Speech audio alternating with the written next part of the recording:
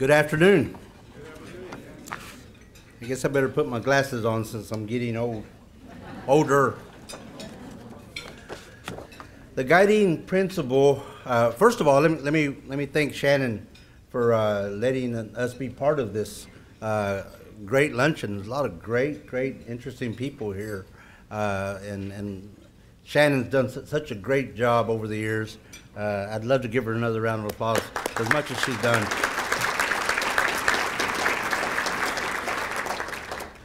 Okay, the guiding principle for today is lead with integrity. And lead with integrity, what does that mean? What does integrity mean?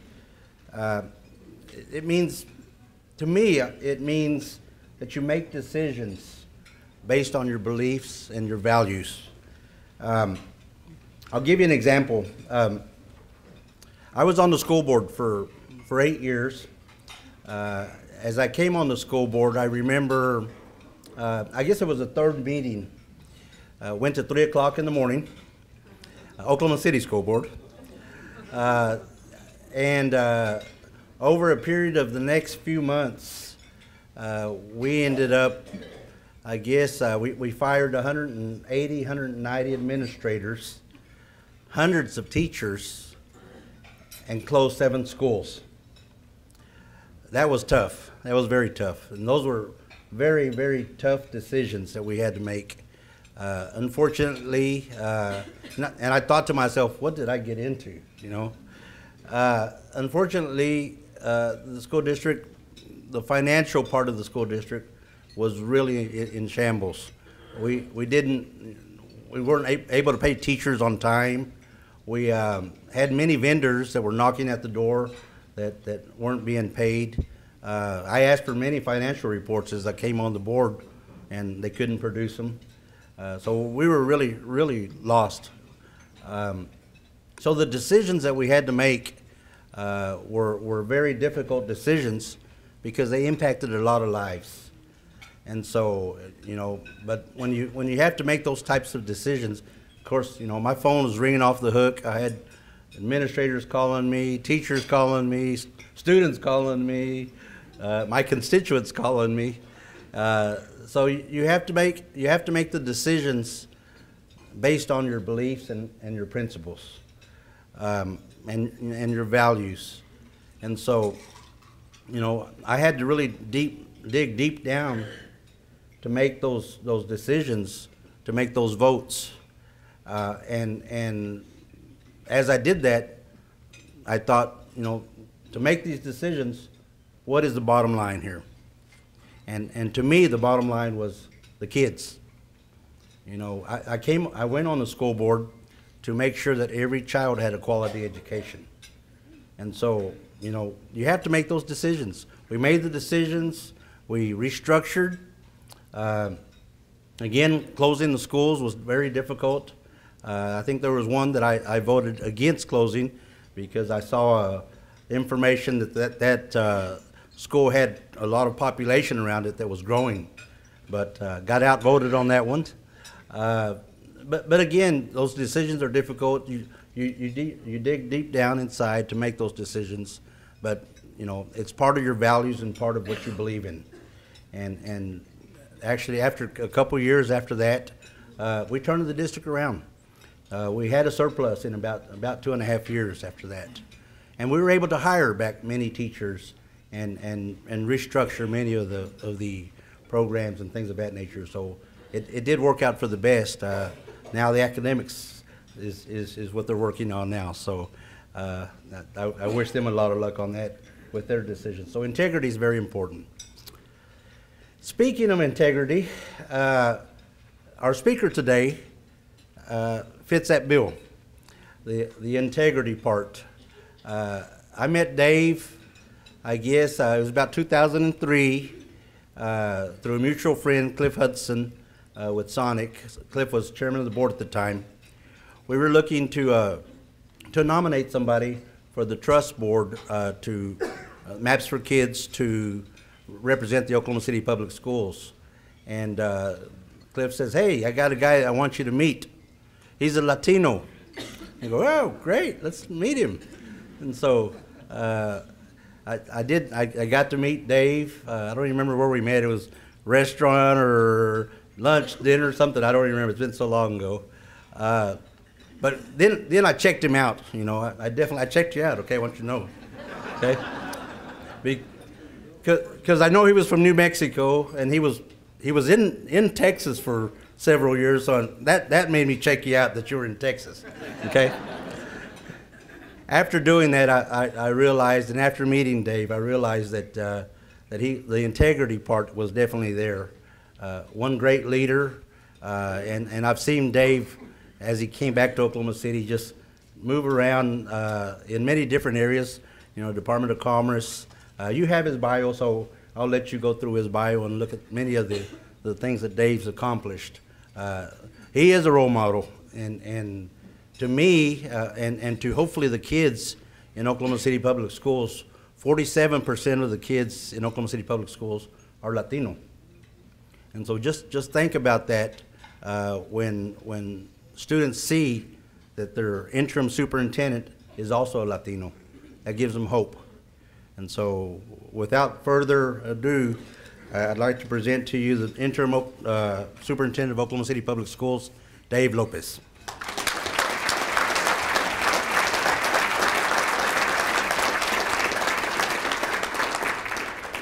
Well, thanks, David, and thanks, too, for the moments of integrity that you had on the school board. I'm happy to report because of decisions that people like David made that now the Oklahoma City School District has a very sound financial footing, have as high a bond rating as any district in the state, and right now we have a pretty good sum of money that we are able to make some investments, but that wouldn't have been possible without that moment of integrity, and so thank you for what you've done.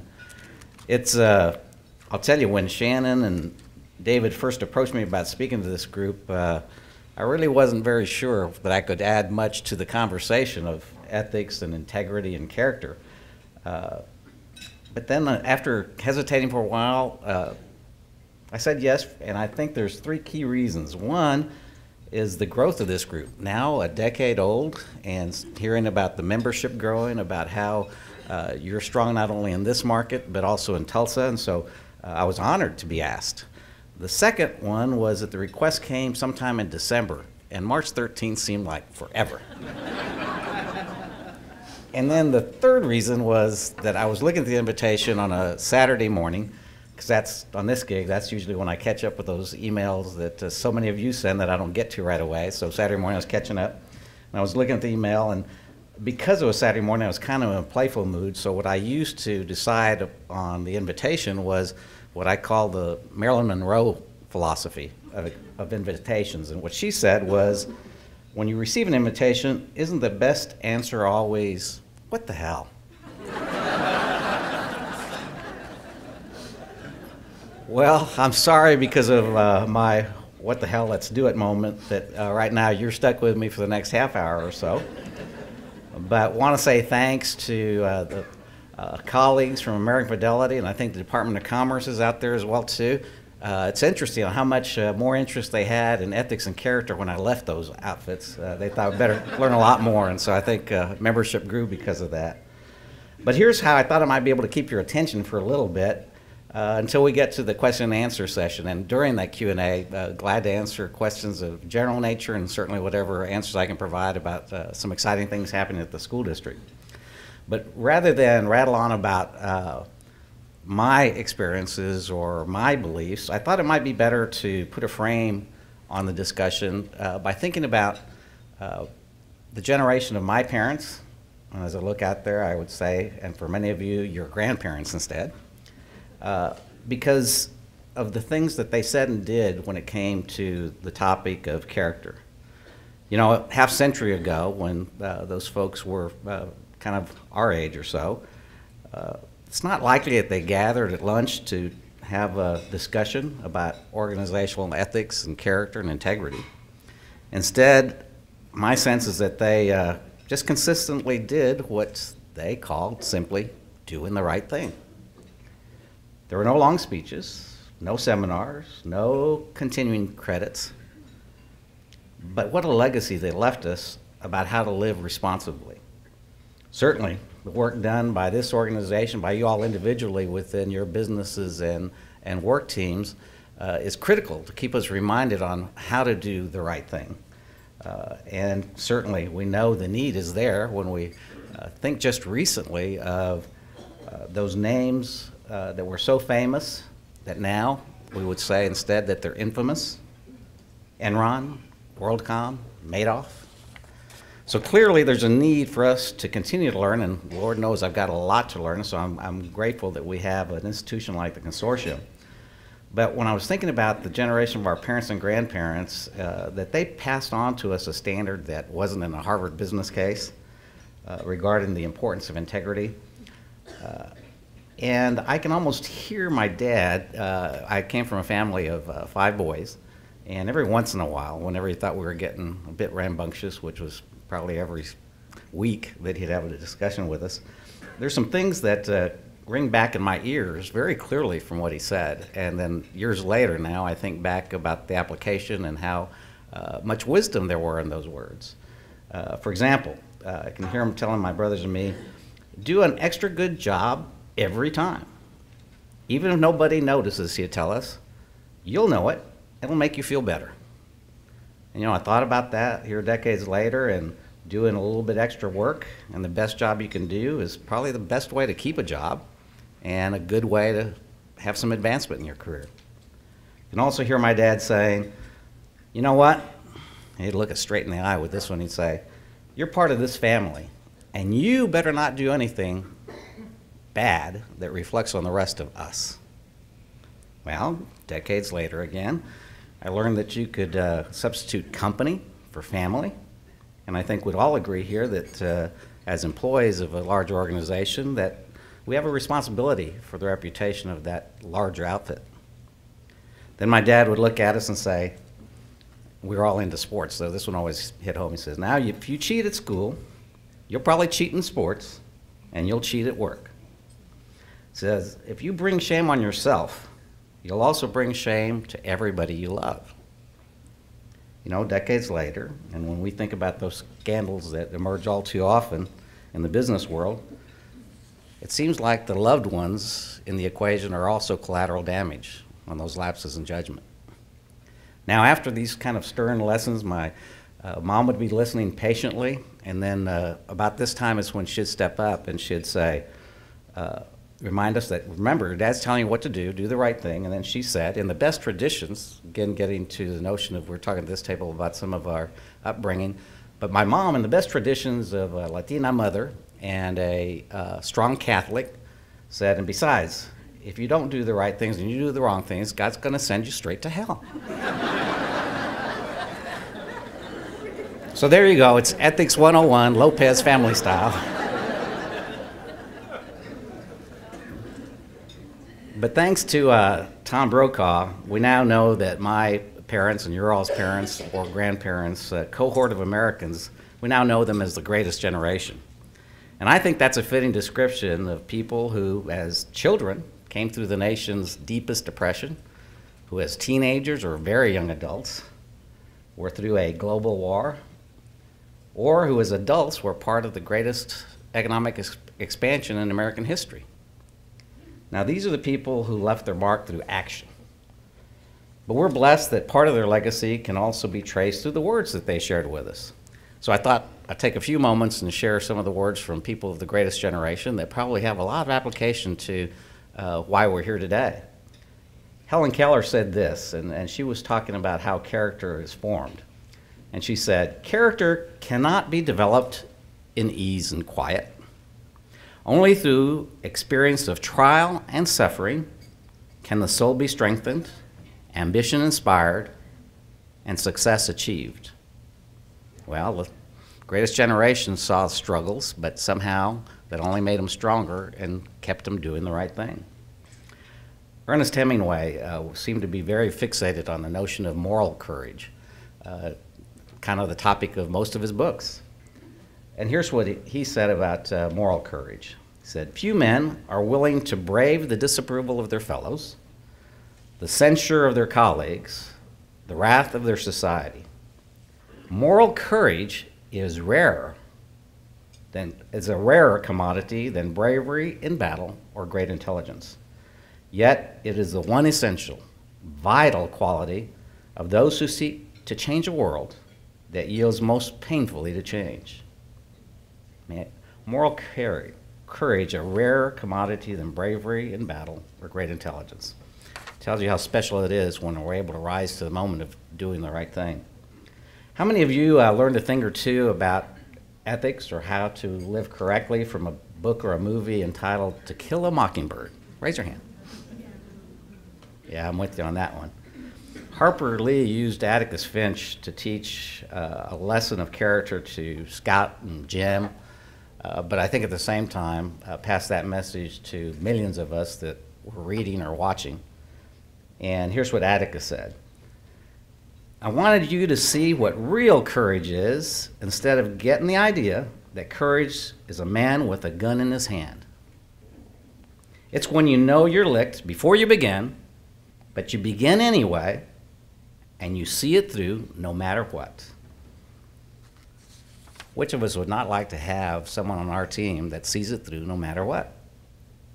Now, John Wayne, probably quintessential of that generation, spoke a lot through action and very rarely through words, so his was just a handful of words to describe moral courage. He said, courage is being scared to death, but saddling up anyway.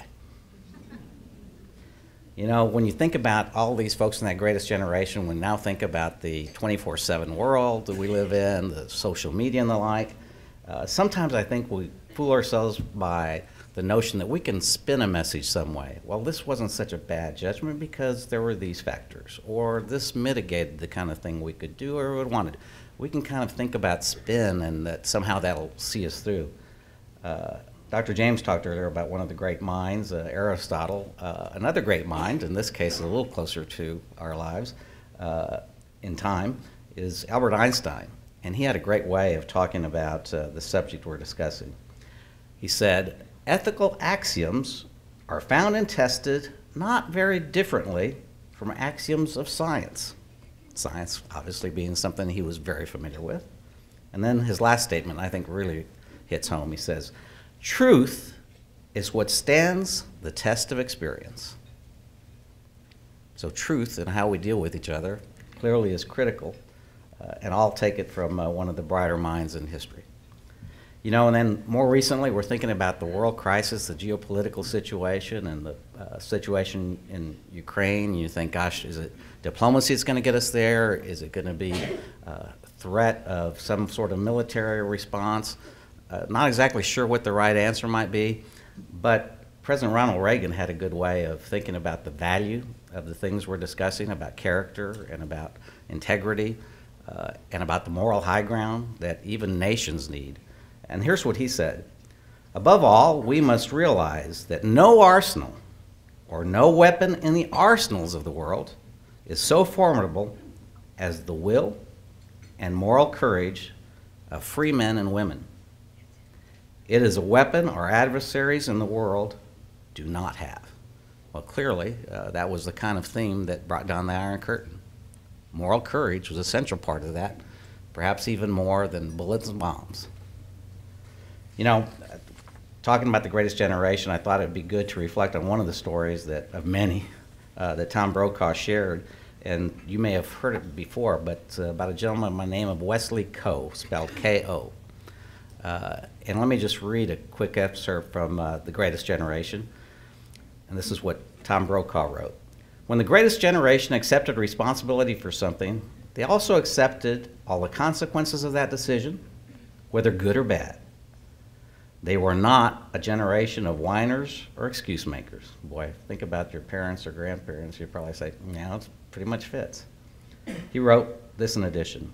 In a time when individuals or businesses reach out for a bailout or an easy fix of bankruptcy, stories like that of Mr. Wesley Coe inspire. The story about Mr. Coe was that shortly after he came back from World War II, he built up a business, and for 35 years grew that business. When he was ready to retire and have the business continue, he decided it was important for some things they were doing on environmental control to move the business from Philadelphia to upstate New York. That move didn't work out so well. Without his leadership, the business changed. But what had happened is, to facilitate that move, Mr. Coe had signed a $1.3 million note and personally was responsible for that, even though he wasn't associated with the company anymore. And this is what happened after that setback. Mr. Coe said, "It was a big decision making time for me. I couldn't retire. I hadn't taken out Social Security. So at the age of 70, I had to go get a job and start paying back that $1 million loan. I just didn't feel comfortable with declaring bankruptcy.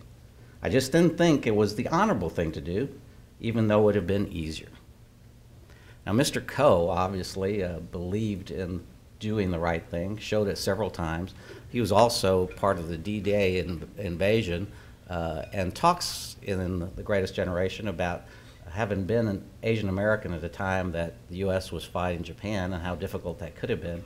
But again, his character elevated him beyond those short-sighted views that some people may have had.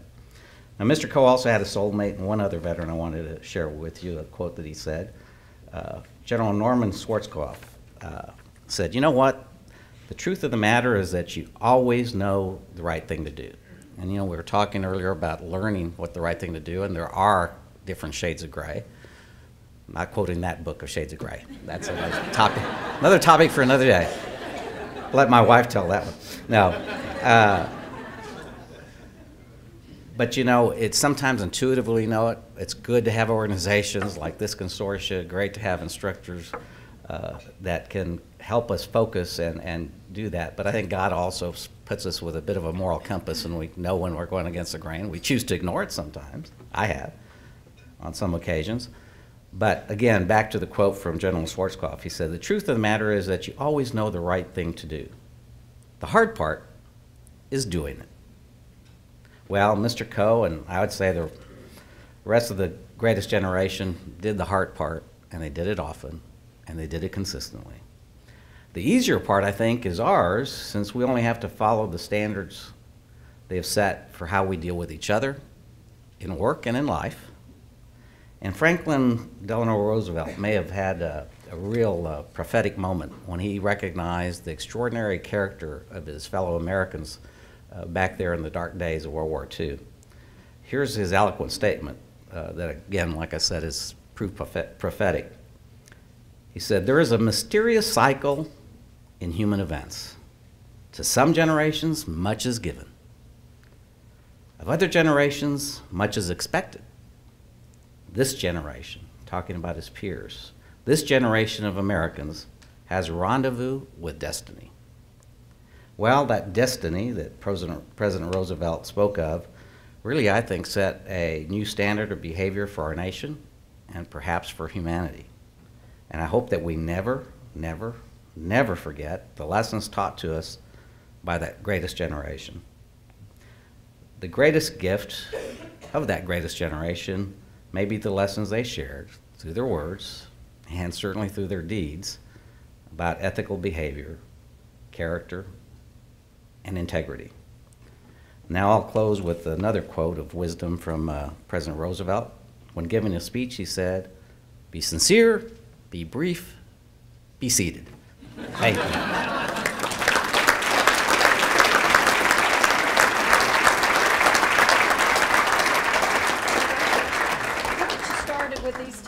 Okay. Just have to come from this table. So, but if you have a question written down, if you can hold it up, and then we have people from our ambassador team, our wonderful volunteers from the ambassador team. If you'll hold up the paper, we'll pick it up. Otherwise, we'll be talking about these two for a while. So. All right, let's see. The first one is, what is OKC Public Schools doing to promote integrity among staff and teachers, and then 2, among students? And the real answer is, I don't know, because I'm still learning a lot about the district processes and the like. What I will tell you is that we've got a lot to catch up in what you all do daily, most of you, particularly in this room, of human resources and part of our training and the like. I think we've been very compliance-oriented rather than instructional, and so some of that gotcha versus let me help you understand and develop is somewhat of a new attitude to us. And so sometimes I think that we could be ahead of the game some, both with staff and teachers. For students, I think that that there is more to say there. That there's a lot of the in the curriculum that talks about what ultimately I think what education is passing our values to the next generation. Now, some expertise perhaps too, but that's part of the values that we hope to leave for the young folks. But the other part I will say is the role models that teachers and others can play are huge. I saw that in particular, well, almost any school that you walk in and have that vibe, like, man, things are happening here. Walk into U.S. Grant any day, and you'll see teachers and students laughing. You'll see respect. And I think that's all from the model of leadership that they get. Tammy Sanders, who is now the head of our secondary instruction for the schools, was a principal there when that turnaround happened. And here 3 years later, from having been what would have been an F school back in that day, they're a B+, 1 point away. So I think some of that gets passed down by how we as adults behave. I think for students is a huge influence on what they then exhibit and what expectations they have of themselves. Oh man, the next one. Are you going to continue at Oklahoma City Public Schools as CO? Well, the honest answer is I don't know. Here's why. Right now we're in the process. The school board has engaged a national search firm, ProAct, out of Chicago. And this month is going to be very big in the sense that the applications for the superintendent's job closed out February 28th. Monday evening, the board will be looking at the first array of the top tiers of applicants as judged by the search firm, and then we'll start getting that down to a list of finalists that they'll bring to Oklahoma City for interviews. And so all that pace points towards announcement maybe as early as the first week of April for a permanent superintendent, and I'll be delighted. No, and then the question of whether I'd stay or not, my contract is through August, and really whether I stay or not should be the decision of the incoming superintendent, whether she or he wants me to help on transition or whether they'd rather I not cast a shadow. So we'll see how that plays out. A couple more questions. Teaching is a noble profession. It deserves more respect and admiration. What can we do in Oklahoma and in our country to promote teaching as a valued and honored profession? Well, that's a great question. You know, one that sometimes there was a forum that I was part of last week, and it was discussion on this topic. You know, sadly, part of what we do, and I think those of us that come from a business world particularly do, is we equate compensation with value. And we try to have all kinds of assessments that give us that, but part of the thing that I think we do to dishonor teachers is that we don't value them either in compensation or in respecting the profession sometimes. I told a story last week that the first time I ever knew what a teacher was, I was probably about 4 years old, and I remember it well because I was walking down the street with my dad, and I can't remember the name of the teacher, but looked like, out of central casting for teachers in that era, a hair in a bun. She was, all right. And so she walked by, and I kind of, smiled or something. She said, good morning. My dad said, good morning. And we took about 3 more steps, and my dad whacked me in the back of the head. Whoa, where'd that come from? And he said, don't you recognize that's a teacher? He says, you put your head down and you bow when you say hi to a teacher. So that kind of, a direct response, sadly, is something that we don't always have right now. We think about times that we challenge teachers when it comes to our kids, and they may not have seen it the way our kids see it or we as parents see it. So there's a lot more we can do. And so I think we as Oklahomans probably can help in 2 ways by just trying to be supportive as we can of teachers. Looking at Joy and some other folks here that are with Oklahoma City Public Schools Foundation. That organization sends a great message to teachers with the Teachers Warehouse, with programs that they sponsor, grants for teachers, for idea grants. So we can do it organizationally, we can do it individually. The other part is encouraging our kids to think about being teachers, and that hopefully they don't have to, by the time they become teachers, that they won't be sacrificing a career of growth to be educators. So maybe a variety of things we can do is the shortest answer to that one. Next one, address any new initiatives to improve the Oklahoma City public system report cards. Yeah, that's, as you know, we're an F district at the moment.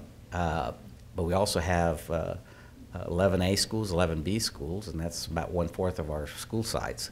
So some schools are doing very well, and some of those schools that are doing very well have some of the same challenges of high poverty and other challenges that our district faces.